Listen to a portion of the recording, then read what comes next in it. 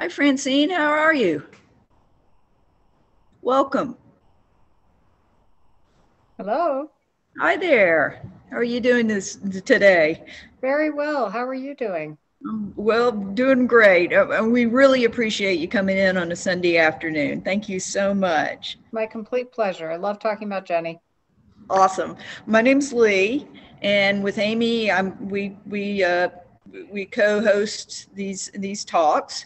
And so I'm just going to launch into a bunch of questions that we've gathered up. Oh, Um, real quick, Amy, can you see me okay? Can you see me okay? yes, ma'am. You're Okay, good. Great. all All right. right. Boundaries and border areas are where the fun stuff happens. The late Victorians seem to have a firm set of boundaries. Women were domestic, men were public. Morals were a bedrock. Class and rank were built into every aspect of life, and violation of borders resulted in severe penalties. However, there were people who lived their lives in the gray zone of the cultural Venn diagrams and make it work despite the grief they were given. And Jenny Churchill was one of those people. How did she have the strength and ego to live her entire life as an outsider? I think that being an outsider is both a gift and a curse. So she battled that distancing from the peers she chose in England once she moved there at full time at 19. Um, as a constant theme of her life. Uh, but it was also profoundly empowering because she had this singular status as an American that defied most of those norms you're just describing in the Victorian era. Because she had wealth rather than birth, she was a enigmatic figure to the English peerage because she had access to it through her marriage, but she didn't have the precedents that they understood. So, for example, at any meeting, particularly like a weekend event at the Prince of Wales's estate, Sandringham, she was difficult to peg in terms of who walked her into the dining room because she didn't have a title, so they couldn't rank her. Um, she couldn't take precedence at a dining table when the hostess would seat the most um, highly born nobles in at the head of the table, and then as you went down the table, you went down in rank. Um, Jenny was an incalculable in that respect, and because she, as many of us who um, talked about the book and its formation, realized was her father's firstborn son, even though she was his uh, second daughter of four. Um, she had been raised to view herself as a strong individual whose possibilities were limitless. And she really resisted her entire life, allowing anybody to define what her limits were. So I think it's a combination of her inherent outsider status in Europe as an American, but also her inherent strength that had to do very much with her genetics and her moment in time and her parentage. Her father was very empowering. Wow, thank you. Well, politics were the pinnacle of the forbidden public space for women at the time, but Lady Churchill was an astute political operative. I found the sections about the social events she held where she brought together political enemies to Mm-hmm. create connections to be fascinating. During the Federalist period, Dolly Madison did the same sort of thing. From your research, how much savvy did she have in engineering dinner party détentes? One of the, I loved that. And in fact, one of the original titles I played with was The Dinner of Deadly Enemies, which is what she would call those dinners. And I instead settled on making it the title of an internal subsection of the book that dealt with the heart of her husband Randolph's political career. But it struck me that it defined so much of how she lived. She never balked at bringing discordant elements together in her life. And I think, frankly, found the discord most compelling. She was not someone who was going to thrive in peaceful situations or find contentment in regularity. She throve on chaos, and uh, and it brought out her brilliance because it sparked a lot of her wit. It sparked her ability to seduce. Frankly, she's the sort of person, and I don't mean that necessarily in a sexual way, although that was very much an active part of her life. But the seduction of charm. She had a very charming father, and she learned early on that charm is a great lubricant in social situations, in political situations, in interpersonal family dilemmas. And her charm was multifaceted. It was physical, but it was also verbal. It was highly intellectual. I don't think it's an accident that her son Winston was one of the most verbal and witty people on earth, because he grew up watching her and listening to her. And it's profoundly evident in her letters, which were one of my primary sources. Her writing is effortless, and as was Winston's. And the letters between the two of them are an ongoing conversation for as long as she lived, in which you get that sense of two wits interplaying. She was very adept at just walking into a crowd of men and playing them off each other personally, but engaging each in a way that made them feel essential. And that's why they would continue to show up at her dinner parties, even though her husband was at times extraordinarily difficult to deal with. But I think, too, in the US, since you asked specifically about politics, we are less familiar with what was common currency in the Victorian period among that class of leaders. And it was a class. They had all been educated together. They manipulated each other's party factionalism. They excoriated each other in Parliament. And we still get a taste of that if you happen to watch a parliamentary session. But they could behave with politesse once they were out of the room. And that is something that you also observe Winston Churchill doing. I don't know if either of you has read Lynn Olson's books that study the Conservative Party in the 30s and World War II. One of them is called Troublesome Young Men, and it's about the young conservatives who sought out Winston Churchill when Neville Chamberlain was failing against Hitler. And you get that same sense of sparring in public, but sitting down to actually interact and create policy when the lens was moved elsewhere. And I grew up in Washington, D.C. My father was a defense contractor and a general in the Air Force before that. And I remember an era in D.C. when that prevailed. People like John Heinz or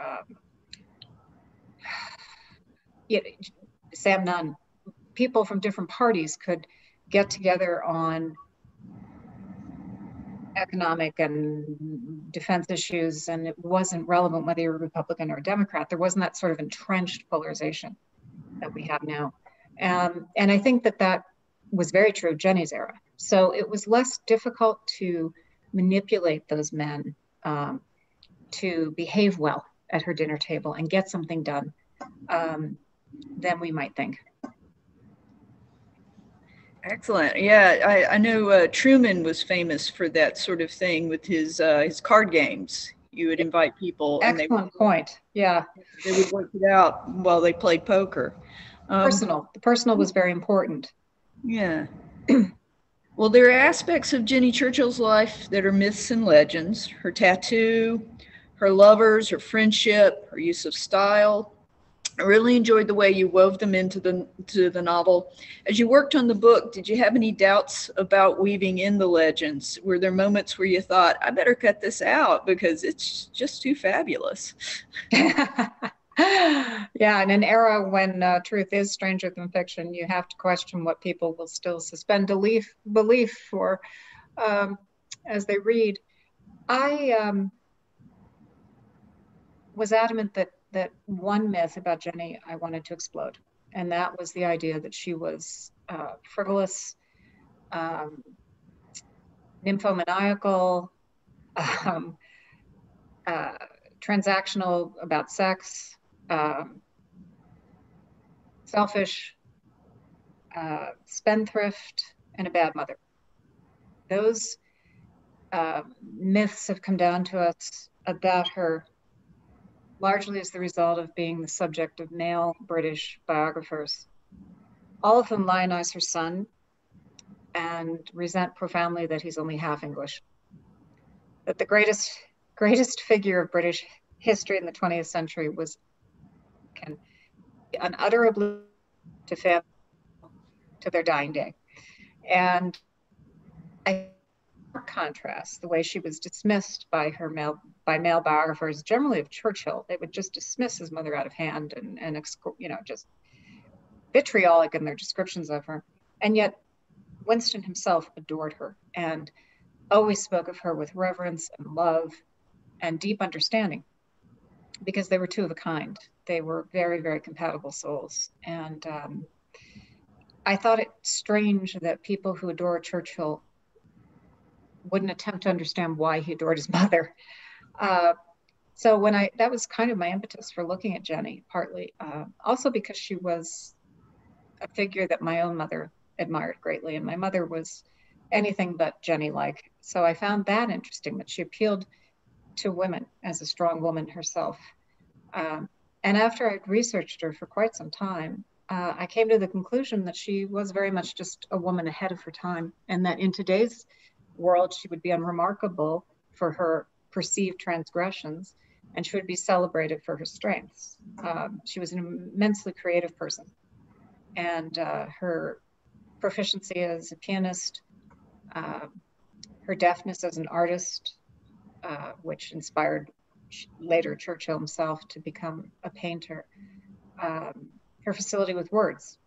After the span of this book is over, That Churchill Woman, she became an editor of her own journal. She was the first woman to edit an arts journal in Europe. So, I just looked at all of those talents and how she tried to find outlets for them, and felt that most of the myths were worth exploding. The minor ones, like the tattoo, everybody in her circle had tattoos, including the Prince of Wales. So I don't find that to be necessarily mythologic, Well, yeah, I wanted to ask you about Winston. You hinted the problems and greatness that he struggled with in his life, and you even have a line about a black dog nipping at his heels. Mm-hmm. Now we understand more about a child who's brilliant but unfocused and struggling with the demands of formal education. Do you think the family understood, the Churchill family understood why Winston didn't thrive at school when he was obviously so intelligent? No, I do not. But I think it was complicated by his poor relationship with his father. There are many theories as to why Randolph resented and despised Winston so much, but he decided very early on that Winston would be the first Churchill in 7 generations who would not be educated as his predecessors had been. So that was a fairly strong judgment of his intellectual capacity. And he really dismissed Winston as cannon fodder, which is why he urged him to go to Sandhurst instead and go through the military program at Harrow, which was a secondary status program at Harrow. And Winston did enter Harrow at the very bottom of his form, which meant he was the last ranked kid there. And they moved throughout the school in order of rank. So at every time that the kids had to go from the dining hall or from where they boarded into classes, he was the last person in line. And there are apocryphal stories of people saying, writing that bystanders would look at the kids through the gates of Harrow and say, "Oh, look, there's little Lord Random's son, and he's last of all," and there was astonishment. So I think it's the lack of confidence that his father had in him has to have been transmitted to Winston very early on. Jenny was constantly speaking up for him, and partly that had to do with her father, who was always telling her, there's nothing wrong with Winston, he just needs more support. And her father had a very interesting career. He went to Princeton had to drop out because of lack of funds, but clearly had a level of brilliance. And interestingly, with numbers, which none of the Churchills had. So, when Randolph was Chancellor of the Exchequer, he said, I can never tell those damn dots and decimals apart. He didn't understand what a comma in a figure was versus a decimal point, which is a problem when you're running the national accounts. So, Churchill's definite lack of ability in mathematics and languages is nothing to his ability with words and history. So, it's fascinating to me as someone who is an historian myself and not particularly interested in mathematics. I had enormous sympathy for him. And I've raised kids who, have strengths and weaknesses in various areas, and you support the one and you move on from the other. But I think it's always haunted me that Winston his dream was to be able to walk into Parliament by his father's side and support him the way Neville Chamberlain supported Joseph Chamberlain. And that was denied to him because of Randolph's early death. But Randolph would have done his utmost to deny it anyway. That was not Randolph's dream. He didn't see Winston as worthy of that kind of notice or elevation or place. Fashion is an important element in Lady Churchill's skill set as she takes her place in the late Victorian and Edwardian society. What sources did you go to for the descriptions of her dresses and her homes? Oh, well, one of the wonderful rabbit holes to go down when you are researching a novel like this is the secondary literature and visuals, of course, visual libraries that surround fashion history. The House of Worth, which she patronized from the time she was a teenager, being raised in Paris, has a wonderfully rich archive in history. And anybody can find, I'm sure through your library, volumes of recording that evolution of the House of Worth through 3 generations, starting in about 1860 and onward. And that's an education in itself. Then, of course, there's such things as the Metropolitan Museum of Art's Fashion Institute, which has catalogs of examples of dresses through the eras. Then you can start studying the rivals of Worth, who tended to be French female modistes, and there's a whole body of literature around them. So you could see what was being challenged and what was considered avant-garde as Jenny aged from these enormous dresses that were like wearing a tent, and you see that in photographs of her. There's all these photographs of Jenny, and so there's a photograph of her at 19 with her sister, and they're twinning, which was wearing the same dress as sisters. And just the architecture of them is astounding. And then, as time passes, you move into the period of, say, the 1880s. The silhouette starts to change, and there's still this obvious upholstery and architecture to it.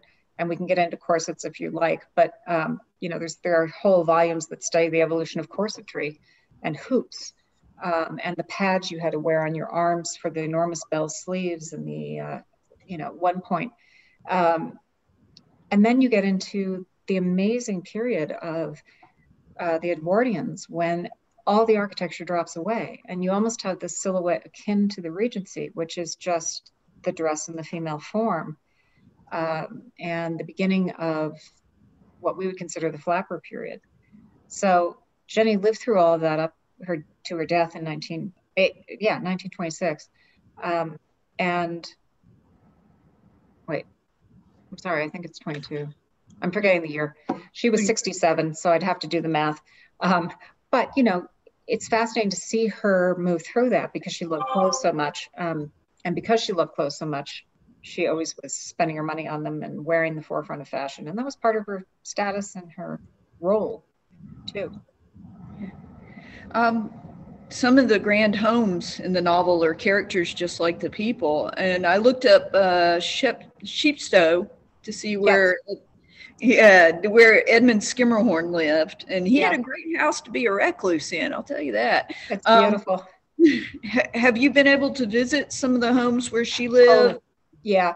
Well, you can't visit her home in Newport. And of course, when you mention Chepstow, you're referring to Newport. Because she lived in Newport prior to or during the Civil War. And Newport underwent a profound transformation post-Civil War, because a lot of early Newport houses were actually legitimate cottages by the sea. They were far less grand than we conceive of now from what's remained.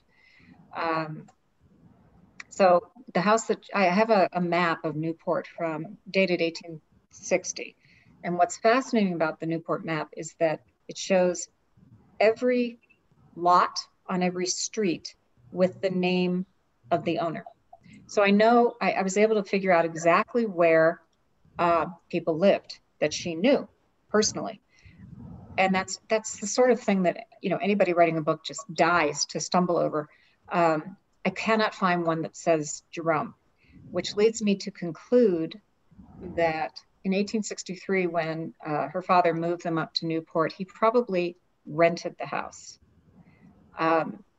There are letters that he has written from Newport later in her life that have the address noted as Seaview, which may be the name of a house he had in Newport later.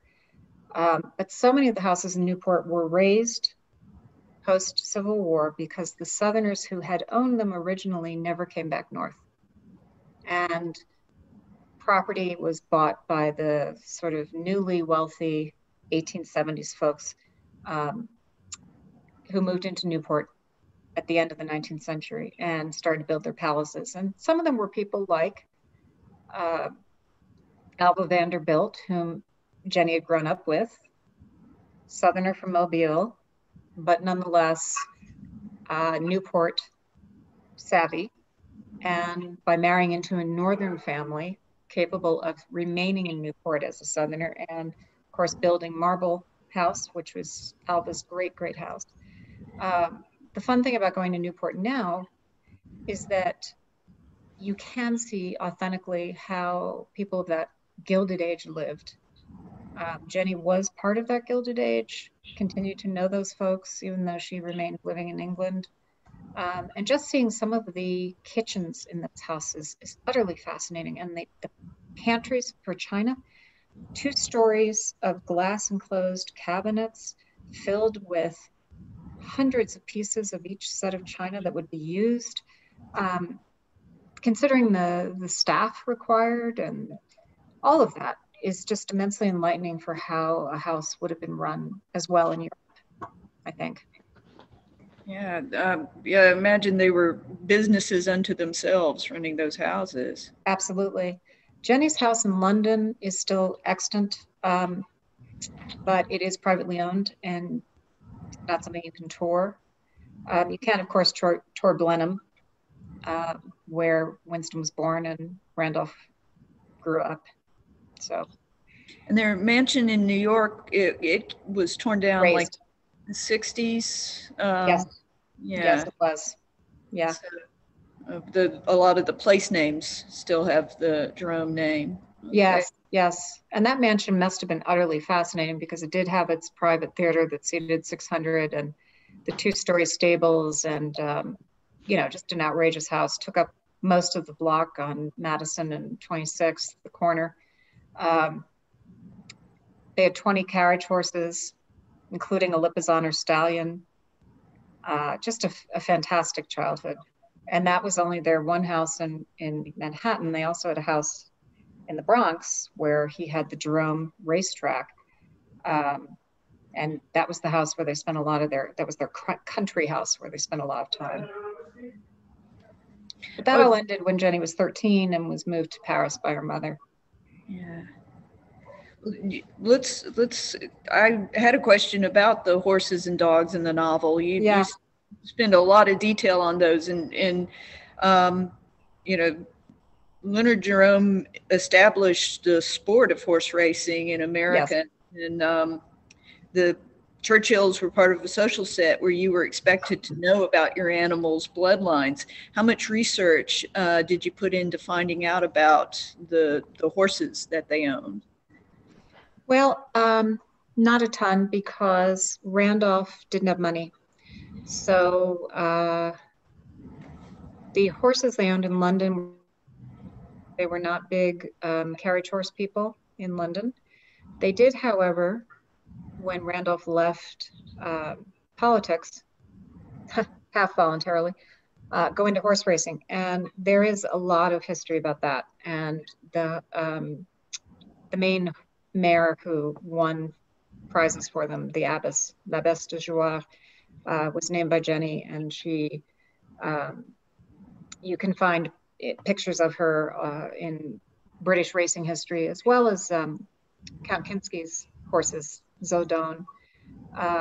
And finally, the stable that they rented in the horse country of England is now owned, it's still a phenomenal racing stud. And it's owned by, I believe, a prince from Saudi Arabia who races in the UK. So you can actually go to that stable still, where I set the scenes of Winston when he's about 16 and is living there for the summer and fences Kinsky and is learning to shoot. There's a lot of rich memories about that period in Winston's autobiography, My Early Years, which was one of the first accounts we have of his childhood. Well, and then Lady Churchill was an amazing musician as well. Tell me about the impact that the music had her, help getting her through difficult periods in her life. Yeah, I think it's nothing to take lightly, because she was known as a young girl. First of all, she performed and practiced with her father's opera singers when she was still a child.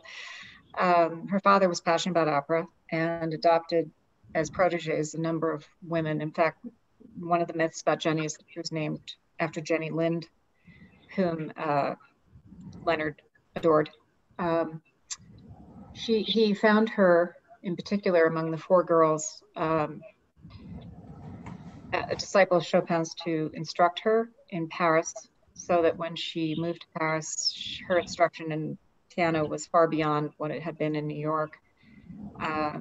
And she would practice 4 hours a day. And then later, she turned that into the only option that women had who were both well-born and artistic, and that was to perform for charity or politics, or at private dinners, of course, never for the paying public. So I think she continued to cultivate, interestingly, as well as politicians, she was cultivating the foremost musicians of her day. So Paderewski, who came to London when she was sort of a society hostess, was someone she championed early. Wagner was someone she championed early. And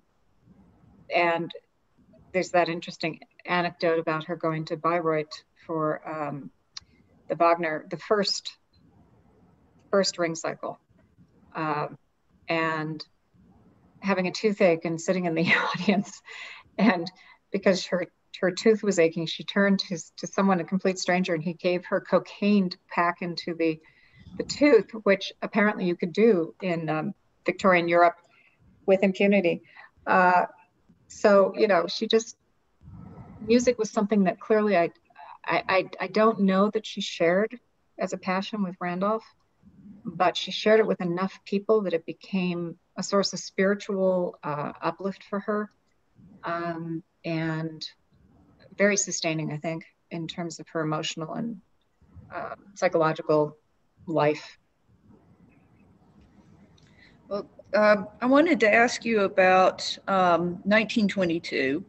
Yes. It's for Winston Churchill, it must have been a terrible year. She dies in June.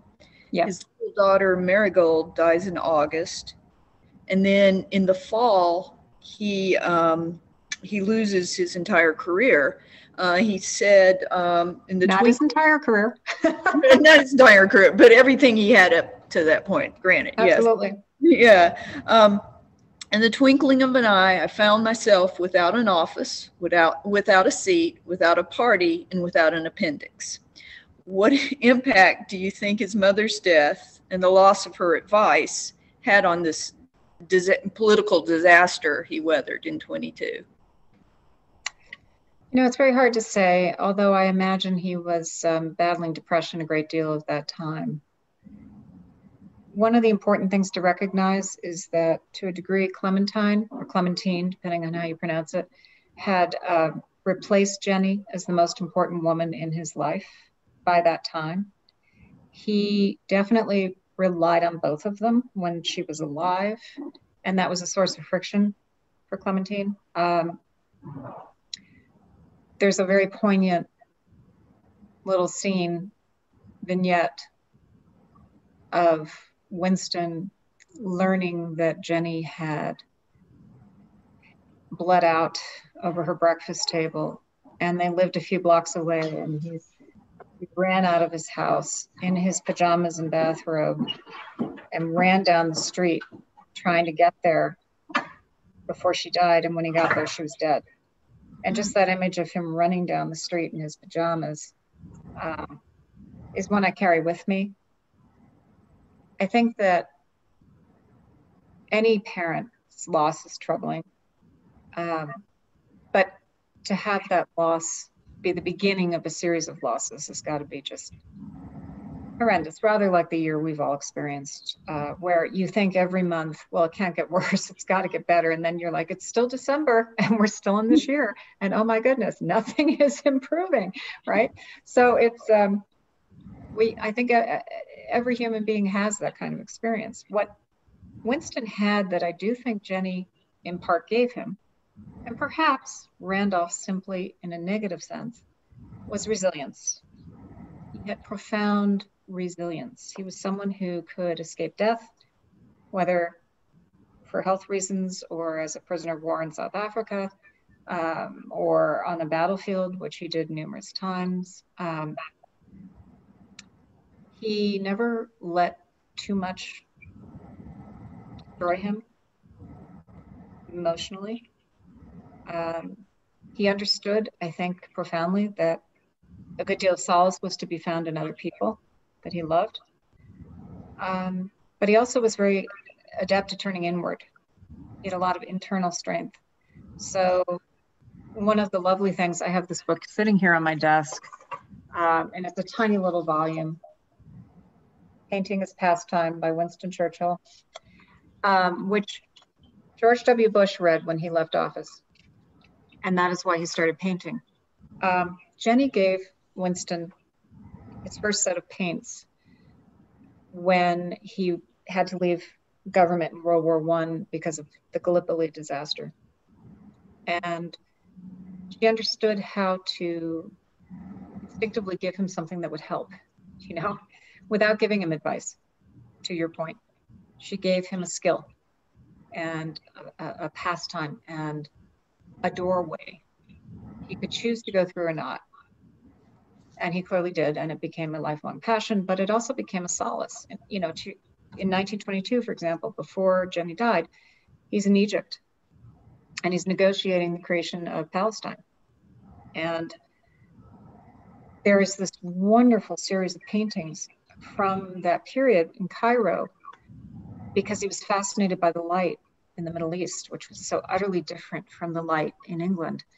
And I look at those paintings and I imagine him wanting to discuss the light with Jenny when he gets home. And just how that part of their relationship ended when she died. That exchange of words or images, or look at the light in these paintings, or, all of that, they related more as friends than as mother and son. So he lost his mother, but he really lost one of his greatest friends, which is a different kind of loss, I think. Yeah. I had completely forgotten the Edith Jones Wharton connection until I Yeah. was looking at your blog and was like, what? Yeah. The You mean the Buccaneers. Buccaneers? Yeah. The Buccaneers, yeah. It is such a great look at the Gilded Age and women in society as they battle it out for those good marriages. Do you feel like you were influenced by Wharton and her American Girl characters as you shaped the women in your novel? Oh, sure. Yeah, I'm a huge Wharton fan. I actually had toyed with writing about her, uh, gosh, maybe 10 years ago now.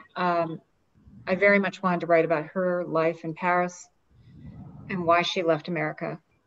Um, and I see Jenny as being a precursor of that decision on her part. And Edith left America for very, very similar, not similar reasons, but because she didn't have the trajectory Jenny had as a young teenager. But what Edith Wharton found in Paris and in her life in Europe in general was freedom that she did not feel she had in America. And that, I think, is why Jenny remained in Europe and in London, watching friends like Alva Vanderbilt navigate the strict constraints of New York society.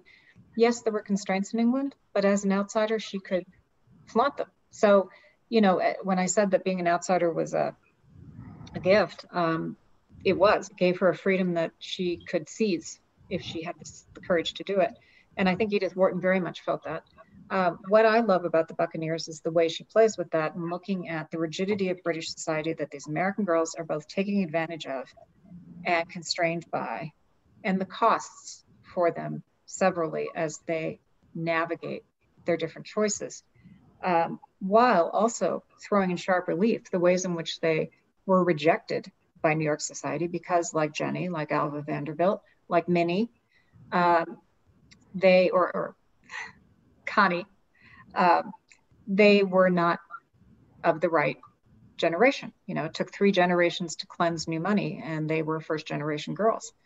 So the complexity of all of that is just a rich, rich source. And when you actually realize that, just to an extent, the 4 characters are Jenny and her 3 friends, it's fabulous, that connection. So.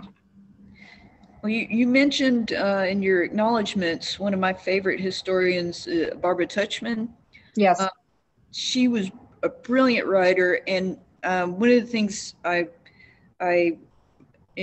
liked so much about her when I started reading her work was that she preferred to be independent and creative rather than try to fit into the controlled world of academic writing. I'm with her. Yeah, and I when I was reading your bio, I was like, oh, I can see a Tuchman connection here. Yeah. What do you think the trade-offs are as a writer and a scholar when you decide to leave the straits of academia and work more independently? It really depends upon your values as a writer. Something that I learned early on when I was studying history is that I was unfashionable for my period. I loved individuals in history, and I saw history as largely telling the story of human beings, and particular human beings quite often, that were compelling. And I think that reflects the fact that growing up, I read a lot of historical fiction. So for me, history was always personal, and it was always most interesting, compelling, and possible to learn when it was offered to me by a individual guide that I identified with and empathized with, and wanted to follow. So to me, stories are the heart of history. I came through graduate school at a time when history was about economics and statistics, and you were supposed to do mass history, i.e. study fertility rates and how informal methods of contraception reflected crop growth or failure. And I couldn't get into it. So I found myself really not earning the respect as an historian that drives people to become academics, because what I valued in history was not valued. So I found it very tautological. I thought, these people are writing for each other. And at Princeton, when I was an undergraduate, I had a professor named John Darnton, who wrote something called The Great Cat Massacre, which was a popular history of the French Revolution told through journalists of the period. And he melded popular history and journalism in a book that hit the New York Times bestseller list. And when I got to graduate school, he was snickered at and laughed at by other historians because his book had sold. I saw them do the same thing to Natalie Zemon Davis, who wrote The Return of, which movie. And the fact that movies seemed like Natalie Zemon Davis had sold out to other European historians. I thought, how absurd is this? If you are actually reaching a popular audience and you have made something historic accessible to people by virtue of telling a human story, you are doing God's work, by God. I mean, we need more history, not less. So I have come to the point where I view fiction as a phenomenal vehicle for imparting a sense of history. I often get the question from readers, and it is the completely valid question: what's real and what's not? And I always say to them in answer to that, all history is subjective. All history is told by someone with a viewpoint, and you are getting their version of events, their interpretation of events, and their reality as they choose to present it. You're getting that in fiction as well. If it spurs you to go look up what you consider to be facts, more power to you. I want people to go research Jenny Churchill and say, oh, that was true. Oh, she did say this. Oh, that is a letter of hers. Oh, her husband did have syphilis. If it spurs people to explore, then it is a worthwhile endeavor for me. Awesome. My last question, I always ask the same one for the last question. It's about libraries and librarians. What can we do better to help writers, especially during these tough times? Gosh, I think you're doing it. I think so many people are reading because they have the time to do it. They have the sense of freedom, i.e. they don't feel they have to be doing something else. So when you are required to stay at home, reading is an obvious gift. I imagine it's been excruciatingly difficult for some of the librarians I know, not being able to have people touch books. It's just so challenging at the time. What I do think leaps out at me and is the power of digital in this era. And to the extent that you can reach people through social platforms and offer them digital stories that they can access without having to come into the building, that to me is huge. So I just love that every time you lend out one of my books, I gain a new reader, and that's all I want. That's all I need, to share my work with people. So I'm really thrilled that you read, Jenny, as a group, and I'm so grateful, for all your support. And if anyone